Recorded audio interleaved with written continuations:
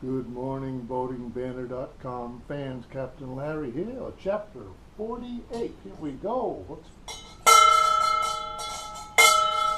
I'm on board. Okay, we have an exciting project here. This will be the biggest piece I've ever worked on. I've worked on similar size, but not videoed. So I wanted to take you guys down this memory lane here. This is the back sofa bench seat of a 1994 Mastercraft ProStar 205. It had been sitting outside for 2 years uncovered and got a lot of damage, as you can see here. It's really kind of beat up. Now the owner wants everything done in the same color, so we're going to be using one vinyl here, but we have some excellent teaching points is why I wanted to feature this one. Number one, of course, for just the huge size of it. The age, even though the foam does seem like it's in good shape. We'll find out when we take the vinyl off. But this will feature two inside corners, which we always talk about as a challenge. And what I'm going to look at doing, which is not there now, is running a seam down here with a hold down strip so that we can keep this in. I don't know if you can notice it, but you can see this is all separated from the foam on both sides, which is what happens when they get a little sun, a little rain, a little use. If there's any glue or anything trying to hold that onto the foam, it just pops right out. So I think what we're going to do is right down from the edge here, put a seam there and a seam down there with a hold down strip, which will at least pull this back. And then I think we'll last a little bit longer on that. We're going to keep this all in one color. So this gray and the blue are going, and we will keep this insert, but I will make it like that. But I think let's fancy this up a little bit. Let's put a double seam on that. I think it'll make it look a little nicer. And he does want the piping in the same color, but he does want the piping across. So this will be one color with and it's kind of a sandshell color, so it's going to be real fancy, and I think it will look good. So anyway, now what we need to do is pull this thing apart. It's the same thing we've always done. As you see, we've got a lot of French seam on here, big long runs, the longest French seam I've ever done, so that'll be fun to watch. And so I'll get pulling this apart, and I'll bring you back when I get it disassembled. There's no magic there. You've seen me pull apart 100 things, so won't be any magic. Let me get that going, and I'll bring back everybody.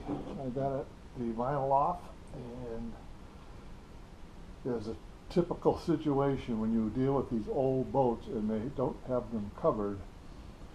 The chances of the frame being in good shape is not good at all. And sure enough, we've got major problems here. Here's some strapping, or slats or something, I don't know what you call that. That is right from there, this area right here. You can see there's two more pieces, that, and then over there, same thing. And this product is gonzo. It just falls apart. It's all rotted. In addition, here's a piece from the armrest. Again, all rotted, molded. Going to have to be replaced. And then also in the frame with the foam and the carpet wrap. You can see we got big problems here. So that, and the back is the same way. So we're going to have to replace a lot of this wood, which was not budgeted for. So I'll just simply say, anytime you deal with an older product like this, an old piece, rest assured you're going to end up with this kind of problem. So we've got a lot of work to do on the frame before we can even start on the upholstery part. Anyway, I'll keep you informed. Back, everybody. As you see, I've cut out all the patterns now we're going to use for this. The new ones, you can see down here, I've had to replace all the wood. It's a major job. All around the bottom, all around the back. I still have some clamps going on that. That's a harder one because I had to use light wood to get it bent around a corner, but we did all of them, and I coated them. I'll show you what I used to try to protect the wood for hopefully will last a while. Okay, we're all squared away here now, and now's the time to sew. Bring you right back. Let me show you. This is what I use from Dap Strongrstick to attach the wood to that foam. Seems to work, styrofoam. It seems to work pretty good. What I like about it, it has a kind of an instant grab. Then you gotta really let it set overnight. And for all the wood, I put this Hellman's varnish on, urethane. I put about 3 coats on there. Hopefully that will extend the life of the wood. So hopefully we did that. Okay, what we're going to do is we're going to start again from the center. We're going to work out and down. Now the only vinyl on this one is really the backrest and the 2 sides and on top. So we'll start in the center, back, and then work our way down. I believe that's the best way to do it.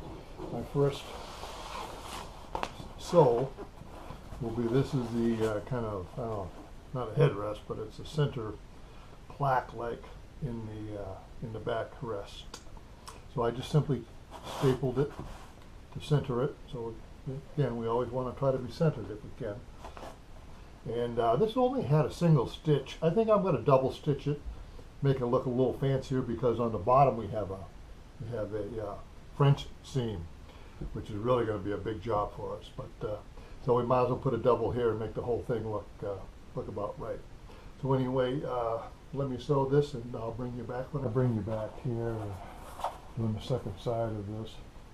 Show you how I like to start from the center and go one way, and then come back and go the next way. So we want to line up our seam, of course, the edges. And I'll show you why. I learned in some of my other projects why I only put 1 staple in. I used to staple all the way around, and I ended up with a lot of wrinkles. And it seems like I have an ability to roll it better. And I do it freehand. Again, just keep matching up your edges. Go real slow. You know, like 1 inch at a time. This way here, I have to stuff everything underneath. Unfortunately, that's the one downside. We're trying to keep our material nice and flat. Watch our centers. Just go couple, and then move it. Everything around. Move it.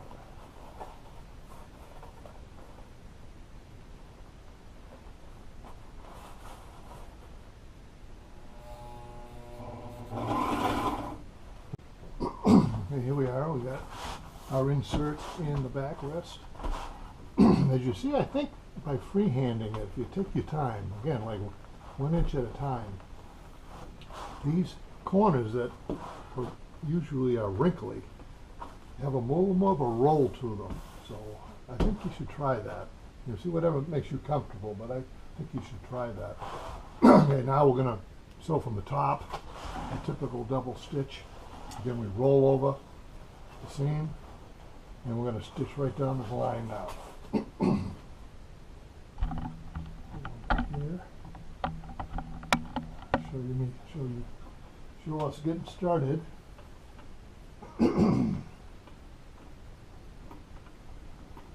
Pull our trailers over here so we can grab them. Again, remember, we need to pull our seam apart. Make sure we have the seam rolled over, and we're going to put it in there.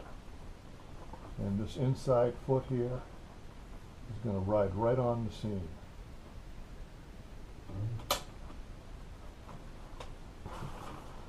Okay, now again, you got to be careful with all this material, especially the stuff over here, because it's going to want to make you twist.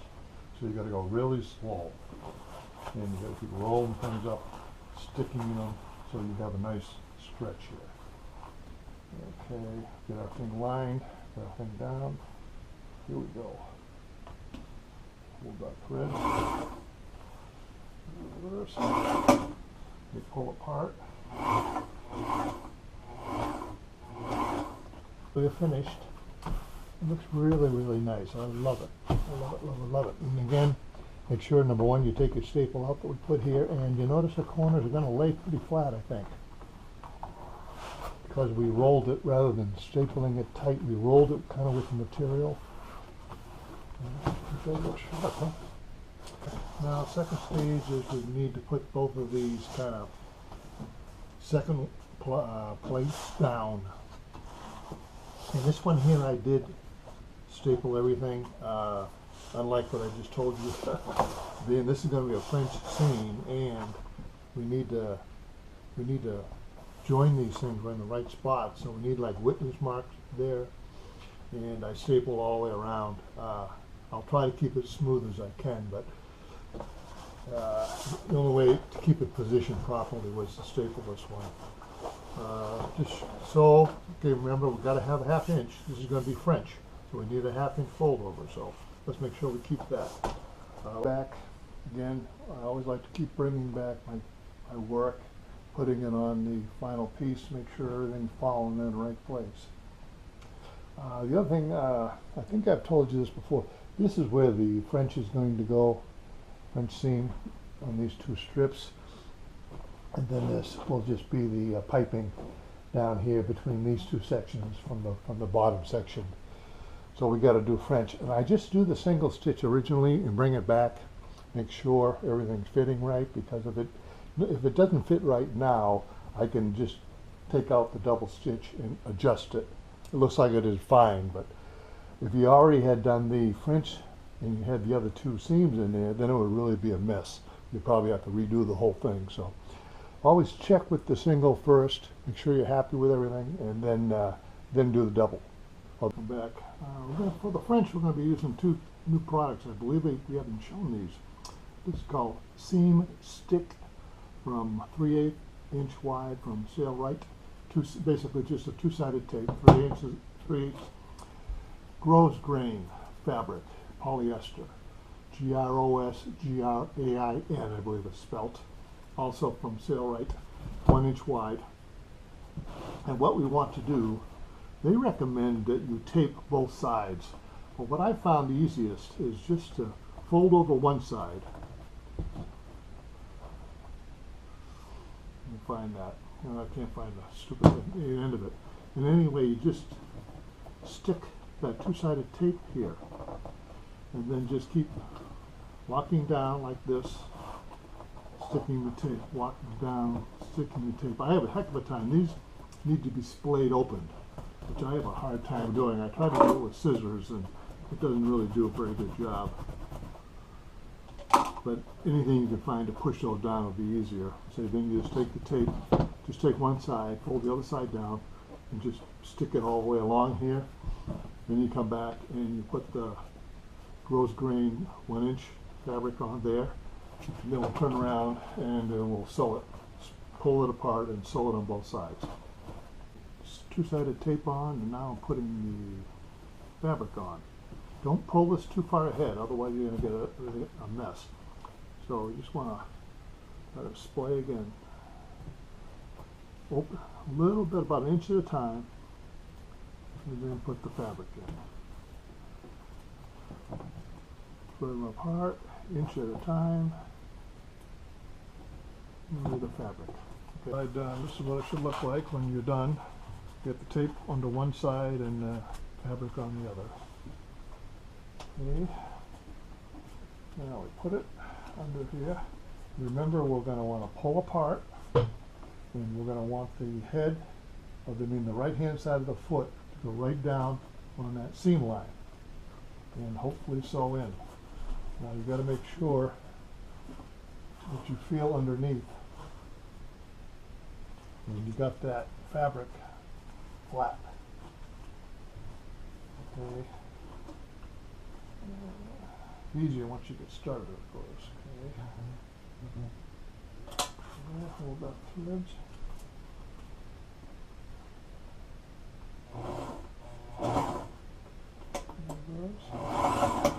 Okay. Now apart. Feel for our fabric. I can feel the fabric into there, so I'm going to follow right down the seam line here. Real slow. Here we go. Finish this side. Looks really nice, huh? Okay, now we got to do the other side. I'll finish with the top sewing. Again, I brought it back to the couch here so that make sure everything fits. It looks like it's going to be perfect. So now all we need to do is sew on the bottom piece, which I won't show you that. That's just no French or anything. That's just put in a second. We already got the piping on. We'll flip it over and sew that all the way around, and then we'll mount it. Product draped on. It looks great. I think we got everything in the right spot. So now we need to attach. Come back, everybody. We're going to finish. We're almost done. I got the braces off the wood, so we have new wood on here. I have covered the entire foam with my 1-inch batting, and on top of the 1-inch batting, I put the silk film for weatherproofing, try to keep the foam dry. So here we are. Now we just got to put the cover on, and we should be done. Done now, just with my little tacker. Is I've laid the vinyl on. I have a center line here and a center line on this portion. So I made sure that was centered. I think that's a key thing, is make sure we're even this way. Now, when I cut, I left plenty of excess on the bottom. So we can tack that down and just cut it off. I didn't want to be short there. But your keys here, of course, would be we want the French seam on both of these sides, right on the edge. I think we got that. This piping I followed on the mark where we had the indentation on the foam. I made sure our piping was there. So of course we want that at the same height. And then we'll just pull down and tack it on. So I think what I'm going to do is I'm going to attach the back so that we're sure that we have all the seams on the right spot, and then we'll pull down the front here and tack it in and hopefully get a smooth resultant product. Okay, here's our finished product. Came out really nice. The only struggles that I have right here, if you can see, we got wrinkles there and there. The reason for that is there was no way, there was no frame there. See if you can see, if this was pulled in, it'd all be gone. But there was nothing to attach that to. So both sides we got those, and they will come out in time with a little bit of sunshine on them. I'm going to do a little more steaming, minimize them a little bit, but there it goes. Nice looking project.